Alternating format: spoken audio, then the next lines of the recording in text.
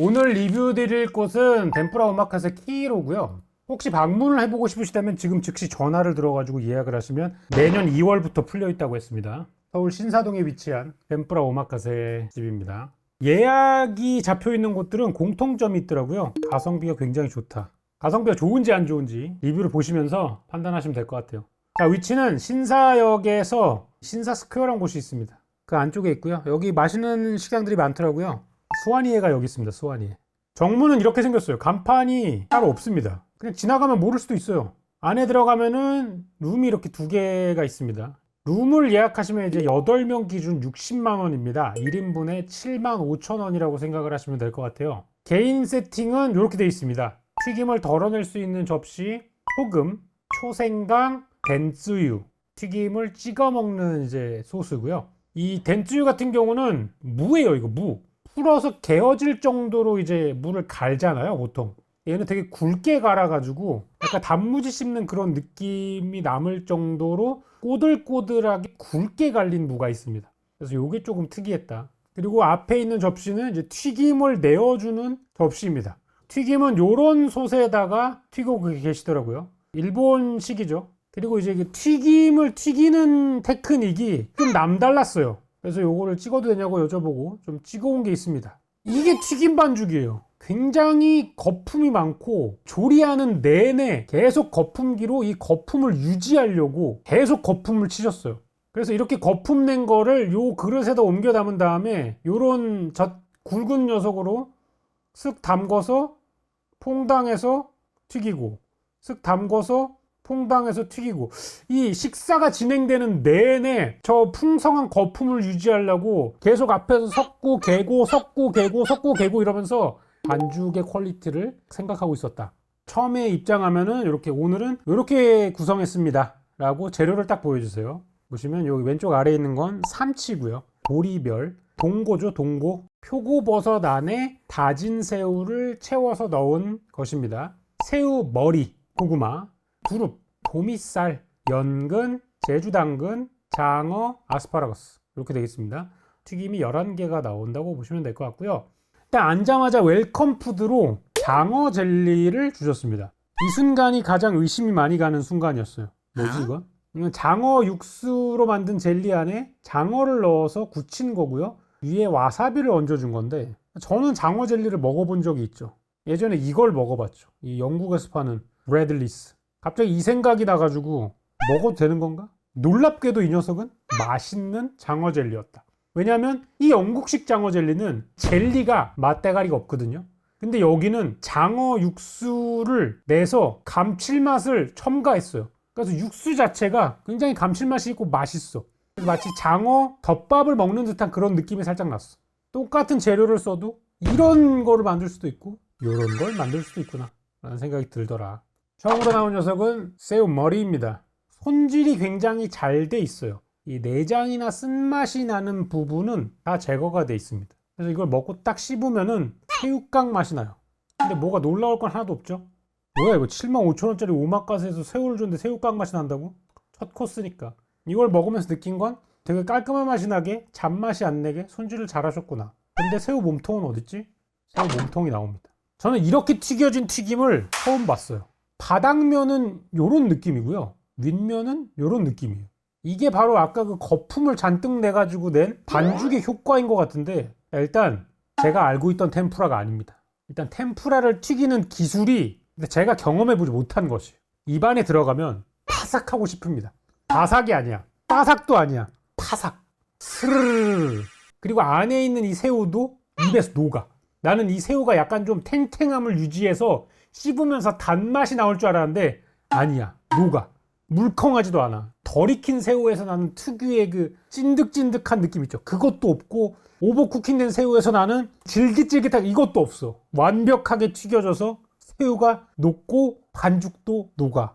처음에 주시면 소금을 찍어 드세요 라고 얘기를 하시거든. 소금에 찍어 먹었어. 이 새우의 감칠맛이 더 느껴지면서 너무 맛있어. 이 감칠맛을 더 느끼고 싶은데 입에서 녹아서 사라져버려. 너무 화가 나. 화가 날 때 하나를 더 주셨어. 이번에는 소스에 찍어 드세요. 아니, 더 먹고 싶었는데 어떻게 알았지? 소스에 찍어 먹으니까 새우의 단맛이 스물스물 올라와. 그래서 단짠으로 나를 조련시키는 그런 느낌이었어. 이번엔 짠맛으로 즐겨보고, 이번엔 단맛으로 즐겨보고, 두 가지 맛으로 즐겨보세요. 그래서 두 개를 튀겼다. 새우 꼬리도 사이즈에 딱 맞추려고 가위질을 한 겁니다. 재료의 손질이 굉장히 깔끔하게 잘 돼 있고요. 이거를 완벽에 가까운 기술로 튀겨내는 튀김집이다라는 걸 두 개를 딱 먹고 느끼기 시작했다. 이때부터 어떻게 되냐? 기대치가 확 올라가지. 자, 그 다음은 도미인데요. 도미는 튀겨지자마자 이 튀김용 그릇에다가 주시는 게 아니라 장국 소스에다가 풍덩해서 줍니다. 소스가 파고들게끔 하신 다음에 드시면 좋습니다. 튀김우동 느낌으로. 이게 도미살인데 한 입 베어 물면은 살이 이렇게 돼 있습니다. 이 생선살은 입에 들어가면 아까 새우와 마찬가지로 스르륵 녹아서 사라집니다. 그러면서 흰살 생선에서 나는 담백한 맛이 이 소스와 함께 단맛으로 싹 변해가지고 마치 설탕을 싹 묻힌 도너스 같은 단맛이 싹 느껴지면서 녹아서 입안에서 사라져요. 튀김의 기술과 이 튀김옷이 미쳤습니다. 특히 이 겉에 있는 이 방울방울진 부분은 굉장히 바삭바삭해서 이 소스에 담궈놔도 겉에 부분은 바삭바삭함이 느껴져 있어요. 그러면서 이 소스가 같이 단맛을 내면서 입안에서 쫙 펼쳐지는 풍미가 너무 좋았다. 기대치가 이제 확 올라가는 거야. 이제. 야, 씨, 다음에 어떤 게 나올까? 막 기대하면 어떻게 되죠, 여러분? 실망을 하게 되죠. 다음에 나온 거 표고새우입니다. 사실 저는 약간 여기서부터 기대치가 낮아져야 되나라는 생각을 했어요. 왜냐하면 이 단면에 기름 흡수량이 이분하지 않아서 의도하신 건가? 잘 모르겠어. 너무 완벽함에 취해가지고 의심을 하게 되는 거지. 근데 이걸 실제로 먹으면 의심하지 않게 됩니다. 이 안에 있는 새우 굉장히 곱게 다져졌어요. 그냥 칼로 다진 게 아니라 절구 같은 거에 넣어가지고 한번 이렇게 굴린 것 같아요. 그게 아니면 단면이 이 정도로 이렇게 그 두부처럼 나오기가 쉽지 않은 것 같아요. 저는 이게 기름인 줄 알았는데 이 새우를 익히면서 나온 새우즙이 표고에 들어간 거였어. 그래서 먹었을 때 두 가지가 하나가 되더라. 여러분, 튀김은 어떻게 조리하는 게 튀김인 줄 아세요? 겉에 부분은 말리는 거고요. 안쪽 부분은 찌는 겁니다. 튀김 온도가 보통 180도 이상이잖아요. 이 겉에 부분은 수분을 다 빼앗겨요. 튀김 옷에 있는 수분이 다 날아가면서 건조를 시킵니다. 그러면서 이 안쪽에 있는 수분을 끓게 해서 수증기로 익는 거예요. 그 안에 있는 수분이 폭발해서 증기가 되면서 바깥으로 빠져나와서 뽀글뽀글 생기는 거예요. 그래서 튀김은 안은 쪄지고 겉은 말리는 조리법이다. 재료를 촉촉하게 유지시켜주죠. 찌기 때문에. 이 표고새우, 이 새우와 버섯의 맛이 하나 돼 있는 멋들어진 맛이었다. 자, 다음으로 넘어가겠습니다. 연근. 야! 연근도 튀겨 먹으니까 맛있구나. 근데 그냥 연근이에요, 여러분. 야, 제가 살면서 연근이 이렇게 맛있는지 몰랐어요. 진짜 저는 연근 조림 같은 거 극혐하는데 튀기니까 진짜 미친 맛이 나더라고요 라고 뻥을 치기에는 조금 어렵고요. 연근은 그냥 연근 맛입니다. 연근을 그다지 좋아하지도 않아서 여기에는 그렇게 막 극찬을 할 수는 없어요. 조금 두껍게 나오신 걸 아실 수 있을 거예요. 그래서 이 연근에도 채즙이 느껴집니다. 아삭아삭하면서도 연근즙이 쭉쭉쭉쭉 나와가지고 건조하지 않게 고소하면서 담백하면서도 연근의 채즙을 살린 그런 튀김이 나온다. 두릅이 나와요. 두릅. 굉장히 잘 튀겼어요. 겉에 바삭바삭하고. 이거 이제 소금을 찍어서 먹으라고 하셨는데 사실 두릅은 그냥 맛있어요. 얘는 좀 느낌이 좀 다릅니다. 특히 이 아래쪽 이 뿌리 부분이랑 이 잎사귀 부분이랑 맛하고 느낌이 완전히 달라. 이 위에 부분이 두릅의 향이 쫙 퍼지면서 굉장히 그 신선한 맛이 나. 샐러드를 먹는 것 같은 그런 느낌인데 위에 바삭한 식감을 추가한 것 같은 그런 느낌이 딱 나고 아랫부분은 씹으면 두릅 물이 쭉 나오는데 단맛이 사르르 납니다. 위아래가 맛이 달라. 근데 두릅은 시작에 불과해. 이거보다 훨씬 더 저에게 충격을 준 채소가 있는데 좀 이따가 나옵니다. 그 다음에 삼치입니다. 삼치를 레어로 익힌 거예요. 사실 이 튀김은 말이죠, 바삭하지가 않습니다. 이건 입에 녹잖아요. 이 생선이 가진 생선즙이 입에 터져 나오면서 살이 그냥 뭉그러지면서 녹아서 사라져요.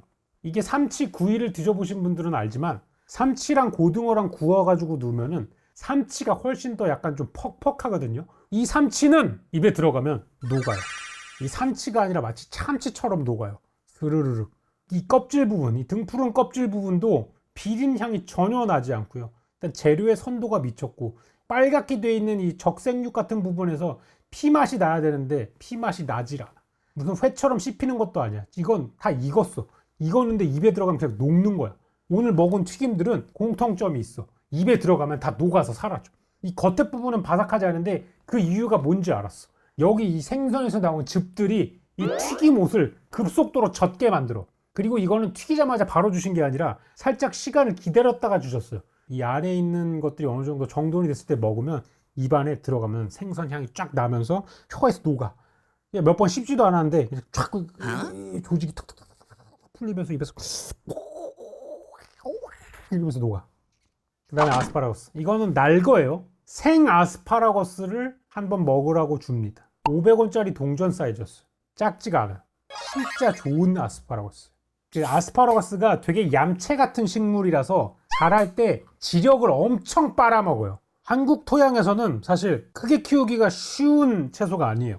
근데 그 와중에 이걸 기르는 업체가 있는데 대부분 좋은 아스파라거스를 다 일본에다가 판대요. 약간 과장을 보태서 당구 큐대 같은 느낌이야. 굉장히 두꺼워. 이 매장에만 조금 납품이 되고 나머지는 다 일본으로 수출이 된대.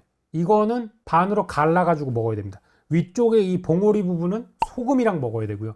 이 아래쪽에 있는 이 대부분은 소스랑 먹어야 돼요. 저도 양식에서 아스파라거스를 많이 쓰지만 겉껍질이 있어요. 여기 보시면 이게 질겨요. 깎아내야 됩니다. 그게 아니면 입에 들어갔을 때 굉장히 질겨. 근데 여기는 이걸 제거를 안 하고 그냥 줘. 이게 질기지가 않거든요. 저는 이 아스파라거스 꽃봉오리에서 담백하고 고소한 맛이 많이 나는 줄 처음 알았습니다. 저는 아스파라거스를 좋아하지 않거든요. 왜냐하면 아스파라거스 데칠 때 나는 그 풋 비린내가 너무 싫었는데 일단 여기에서는 하나도 나질 않았고요. 이 꽃봉오리 부분이 굉장히 사르르 녹으면서 막 옥수수 씹었을 때 나는 그 달고 고소한 맛 이런 맛이 났고 아랫부분은 살캉살캉 씹히면서 그 아스파라거스 특유의 대 씹히는 느낌 있잖아요. 즙이 팡팡팡 터지는 그 아스파라거스 특유의 식감이 있거든. 그게 나면서 단맛이 쫙 퍼져. 물어봤어. 아스파라거스 얼마짜리예요? 킬로에 7만원짜리입니다. 킬로에 7만원이면 소고기 가격이에요. 어쨌든 이 채소로 잠깐 호들갑을 좀 떨어봤고요. 그 다음 보리멸이 나왔습니다. 보리멸은 한 마리를 손질해서 필레를 붙여가지고 한 마리를 튀긴 거예요. 이것도 마찬가지입니다. 들어가면 입에서 녹고요. 단맛 확 퍼지고요. 소금이랑 찍어 먹은 쪽은 감칠맛이 쫙 올라오고요. 소스에 찍어 먹은 쪽은 단맛하고 육즙이 폭발합니다. 생선 튀김 아마 올해 먹은 것 중에 여기가 베스트가 아닐까. 오늘 육고기 튀김이 하나도 없잖아요. 끝까지 바다 쪽으로만 튀김이 계속 나오거든요. 고기 튀김 생각이 나지 않았어요. 자, 그 다음에 당근이 나오는데요. 이 당근은 아까 보여드린 그 통당근을 굉장히 오랫동안 낮은 온도에서 튀긴 당근이에요. 보시면 아시겠지만 겉에 부분이 카라멜라이징이 되어 있어요. 이거 당근이 아닌 줄 알고 먹잖아요. 이거 고구마인 줄 알아요. 당근이 굉장히 포슬포슬하고요. 단맛이 엄청 많이 납니다. 제주 당근이라 그런지는 모르겠는데 굉장히 신기한 맛이 나요. 그 다음에 장어. 장어는 반쪽만 나왔는데 사실은 다 줍니다.